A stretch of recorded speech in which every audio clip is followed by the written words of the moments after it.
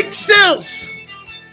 Good afternoon, all. Big Sills here, National Football Show, Divisional Championship Weekend. Let that settle in a little bit here. The Divisional round, best weekend in the National Football League. You're going to see great football games all weekend long. Saturday and Sunday will be the best. This is the best time of the year. Look, last week was as good as it can get. Maybe one of the better wild card weekends I've seen in recent memory. But the divisional rounds, they never don't show up and give the fans a great weekend. Dude, this is going to be a fantastic weekend. Oh, I know last night, Cowboy fans are out in force today. We're going to pump the brakes on that here in a minute. Hey, bottom of the hour, Merrill Reese, the legendary voice of the Philadelphia Eagles, will join us. At the bottom of the hour, we will talk to our friend. Funny, Xander asked me the question. He goes, boy, the Cowboys look really good. Their true test is San Francisco. Do you know that was the Cowboys' first victory on the road in the postseason since the 1992 season? Did you hear me? That was the first road playoff win since the 92 season. It's not like we've seen a lot of success here with that Cowboy team in the postseason. Albeit that was a great performance by Dak. Jerry Jones needed it. Mike McCarthy needed it. Certainly Dak Prescott needed it. That football team needed it. The NFL needed it because that's their darling team. We all know that. Okay? We all know that. Tom Brady and the Buccaneers turned out to be the worst game of the wild card weekend was last night. Buccaneers did not deserve to be in the postseason. They were terrible. It was a brutal performance by everyone, including TB12. Okay? It was a terrible performance. And the Cowboys now, and does a game like that give you motivation and momentum? Yeah. But we'll find out how good the 49ers are, and we'll find out how good the Dallas Cowboys are. By the way, I see Eagle fans on social media going, who have the Niners played? Well, who have you played? Who have you played? But then again, you can go down the list of pretty much any team. To me, it's more about what quarterbacks have you played? What experienced quarterbacks have you played? I mean, really, this has been a schedule for the Eagles of no-name quarterbacks.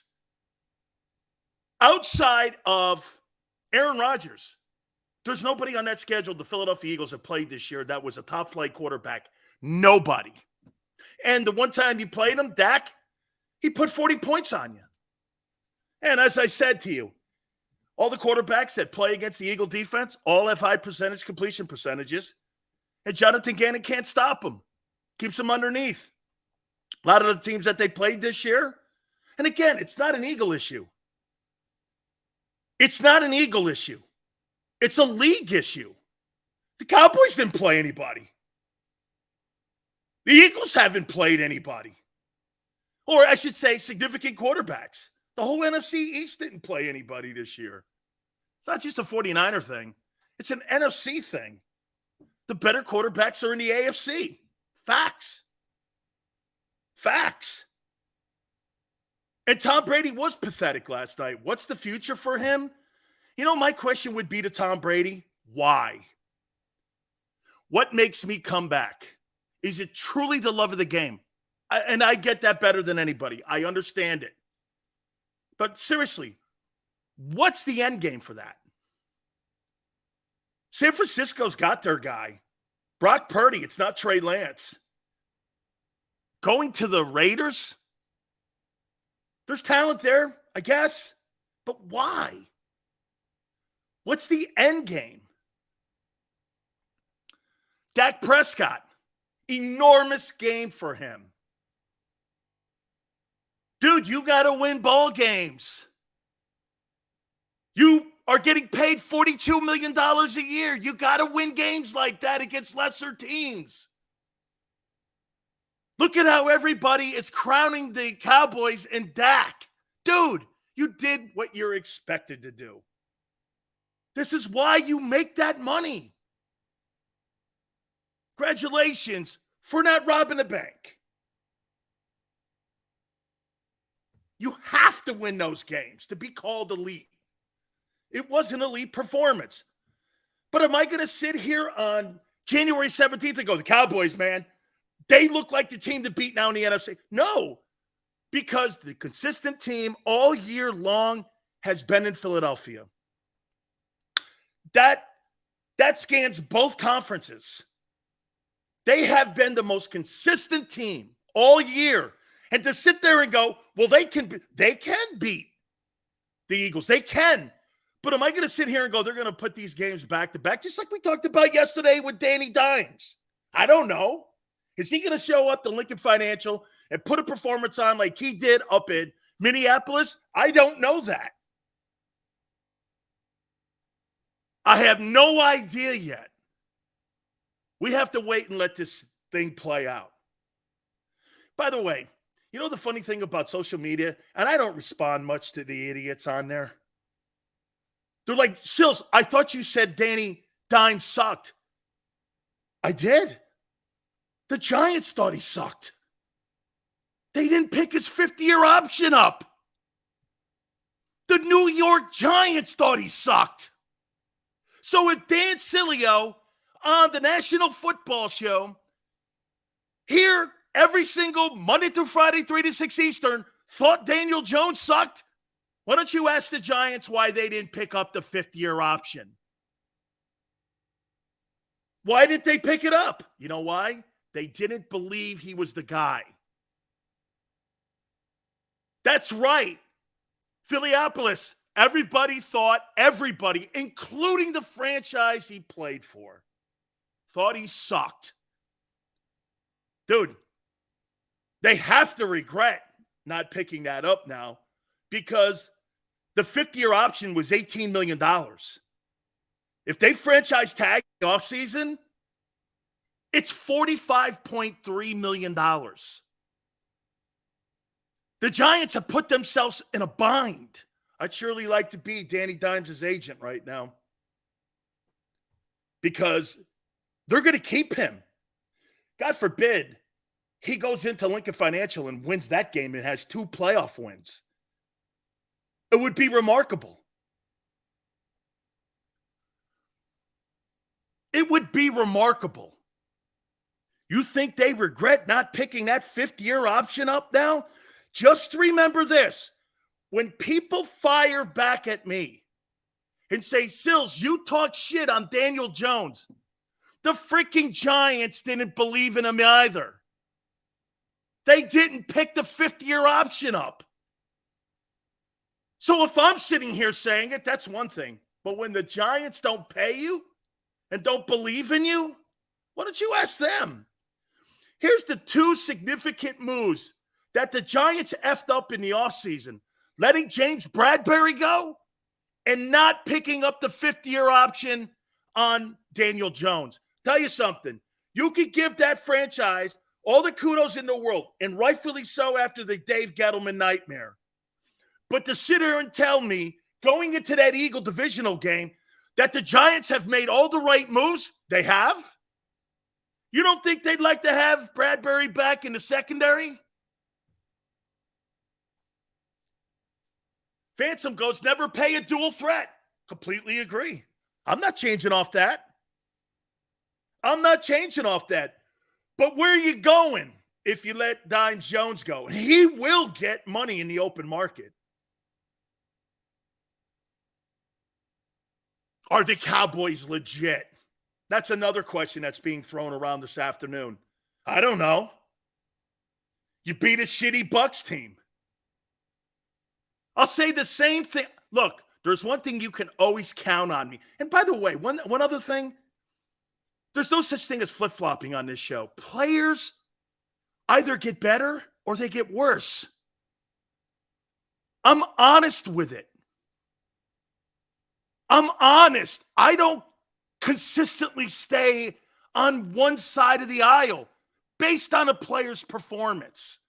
You know, Xander, it took him about a year to understand that with me because he's been so schooled with the sports talk in Philadelphia.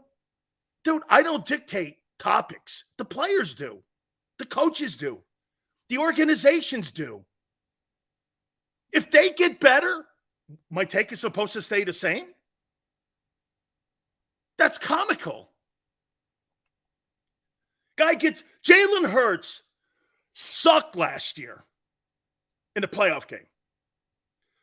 Jalen Hurts this season has improved every week. Is that a lie? Is that flip-flop? Nobody in their right mind, because the question going into the season, go read the Philadelphia Inquirer. Is Hurts the guy?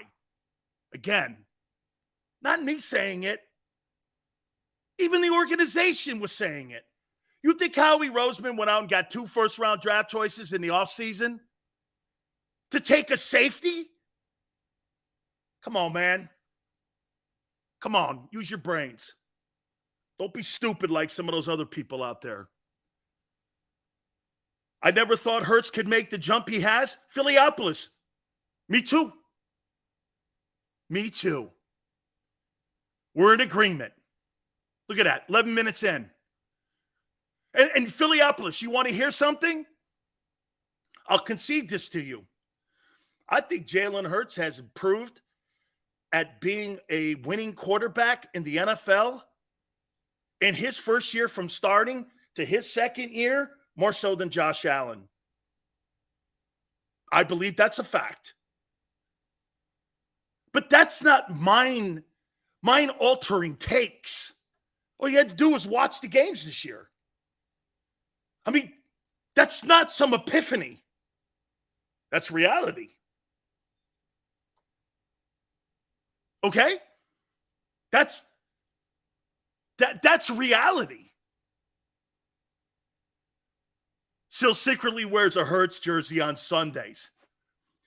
Maniac. It would be more of a Bill Berge jersey if it would be, all right? You know, I'm more partial to those Vermeil guys. Okay, so it would be a Berge. I had forgotten that Bill Berge played in Cincinnati first before he got to Philly. I'd forgotten that. It would be more of a Bill Berge jersey, dude. It wouldn't be a Hurts jersey. It'd be a Berge jersey. Is that okay? It'd be a Bill Berge jersey. All right. I got a kind of a subtopic that I was asked like a couple of minutes before we came on the air here. Has Nick Sirianni improved as a head football coach since last playoff game against the Buccaneers? And if he has, in what way? Okay? In what way? Man, I'd love to have a Bednarik jersey. Hey, holy cow. Hey, James, now you sparked my interest because for about 15 years, that hit on Gifford was on my desktop. That and the Lindros hit by Stevens were 2 of my favorite pictures of all time. I never realized they were Philadelphia-centric, but it's true. Okay? Has he gotten better as a head football coach since last January? Okay? Has he? And Camden, I got it. He hasn't played yet. Saturday is the playoff game, divisional round. I'm talking about him just as a coach and how he handles himself. You think he's any different than he was this past January? Richard says no. We're going to find out Saturday night if Sirianni's gotten better. So you think, and I'm very happy to see this. So you think Saturday will tell us if Sirianni has grown as a coach? I agree. I think this playoff game is going to tell us if I think Jalen has grown.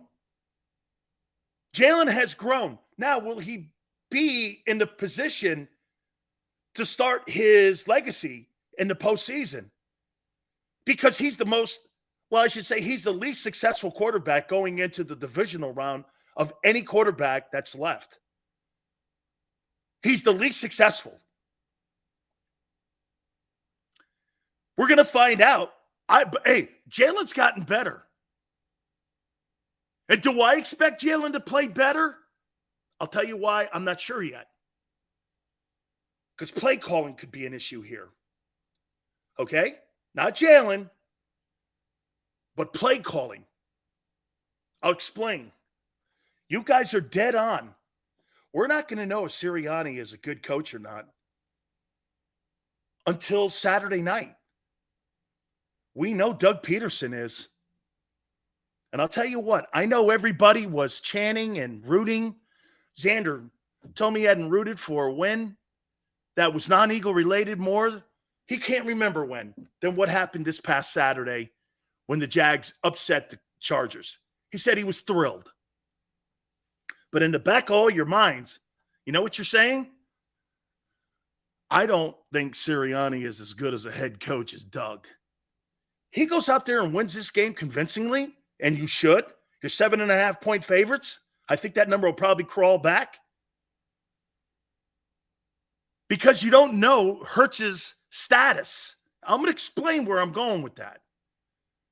Sirianni has a lot on the line Saturday night, as does Jonathan Gannon, as does Shane Steichen. These guys are all being considered Coach of the Year and candidates around the league for current openings as head coach. You got a lot on the line this week, the coaching staff. Futures, presence, perception, all of that is on the line Saturday night for that coaching staff. Funny, I feel more comfortable about Jalen Hurts going into that game against the Giants than I do about your coaching staff. And here's why. The Eagles will get beat on Saturday night if we see a few of these things. If Jalen Hurts is not given the full autonomy to run the ball, they won't beat the Giants. If we don't see Jalen Hurts, the Jalen Hurts prior to the Chicago game, the Eagles will be beat. If Dine Jones outrushes Jalen Hurts and Hurts doesn't take off, you know, can I tell you this? I listened to the press conference today. Could some of it be gamesmanship? When Hurts was asked about the shoulder, he gave one of those around the bend kind of answers, and everyone's saying he's better than he was a week ago. That's a lawyer's answer. I watched the whole Sirianni interview, and then I watched Jalen. They were lawyers' answers. They were like scripted from the public relations department. Now, could it be gamesmanship? Absolutely. You don't want to tell your enemy your weakness, and I get that, and I understand that as well as anybody. If you've ever read The Art of War by Sun Tzu, you understand. Never tell your opponent your weakness. I get it. I understand it. It's a coaching philosophy. But if Jalen Hurts, now the Giant game, look, do I think the Giant game showed us anything? This recent Giant game, no, both teams. Giants didn't play anybody. The Eagles barely played to win it because they needed it, but they wanted to get help. You know, there were so many factors in the Eagles on why they played like shit in that final game. It was their worst effort, worst coaching, but I kind of get it. They just wanted to get it done. And that's what happens when you just go through the motions. The Giants surrendered. They were not going to they did put up a fight. But I don't gauge anything off that game. I don't gauge anything off of that. But I'll tell you, man, if Jalen Hurts can't run the ball, Eagles are beat. He's got to beat Jalen Hurts. He's got to be the dual threat guy he is, because he's not an elite passer. He beats you with his complete game. That's how he beats you. He's not going to sit back and beat Dimes Jones can't beat the Eagles just sitting back as a drop back quarterback. He can't beat Philly. If Jalen Hurts runs the ball like Jalen Hurts and throws the ball like Jalen Hurts, Giants can win that, or the Eagles can win that game 30-20. Okay? The question mark will be, will he? Will he? And I think that's probably one of the reasons a lot of people have a little anxiety going into this game on Saturday night. The play calling is going to be essential. Okay? If you just let it rip and he goes out there and plays Jalen Hurts football, Eagles will win. I think pretty good too. And plus, I want to see the Giants do it again. You know, we have to, as critical as I am of the Eagles, let's be fair here. Hey, putting those games back to back like that and making yourself, dude, are we under some sort of impression that Daniel Jones is now all of a sudden Eli Manning and this guy's going to go on some sort of psychotic Nick Foles streak? I don't know yet. I want to see him do it again. You know what I mean? I want to see him do it again. I'm not sold on that. As great as he played, he was spectacular. Daniel Jones was spectacular in that Vikings game. But I want to see him do it again. Hurts, the only reason, DR, that Hurts has any kind of statistical success is because he throws lower percentage passes, lesser passes, and he runs. He's not a pocket passer. End of story. He doesn't throw the high-level passes that the elite arms do. End of story, guy. Joe Burrow's not a runner. Mahomes barely runs. All those top-flight guys don't run. Okay? The only reason he threw the ball 450 times. Those elite guys throw it 700 times, twice as many times as Jalen Hurts does in a year. Of course, they're going to have higher turnovers. They throw higher skilled passes than Jalen. Facts. Dude, how many times does Jalen Hurts throw a football deep in a game? 3? Josh Allen throws the ball 30 deep passes. Come on, man. I'm moving off that topic because I'm not sitting here for 4 hours talking shit and trying to convince idiots that you think Jalen Hurts is a pocket passer. Where the hell did you get that from? Just watch a game, dude. Turn a game on and watch it. Watch Burrow, watch Allen, watch Mahomes, watch any of these guys. And then you tell me, oh, I'll take Jalen as a pocket passer over Josh Allen. Come on, man. Let's go to the Cowboys here. Are the Cowboys now a true threat? Okay? Are they a true threat? Are the Cowboys a true threat? Dolphy goes, do you think Hurts is the guy, Sills? I'll find out Saturday night. Here, I'll make a point to you. I'll make a point to you here in a second. I'll jump the gun here and get into this topic. Do you guys think that the Cowboys are a threat to win the NFC? Cowboys are up and down. Travis is dead on. Joey says no. I think the Cowboys are a threat. Everybody's a threat. Everybody is a threat now. Bringing it back, yes. Okay. Are the Cowboys a threat? Xander says yes. The Cowboys put 2 games together and they beat the 49ers. They'll be favored against the Eagles because of what Dak's success has been against the Eagles.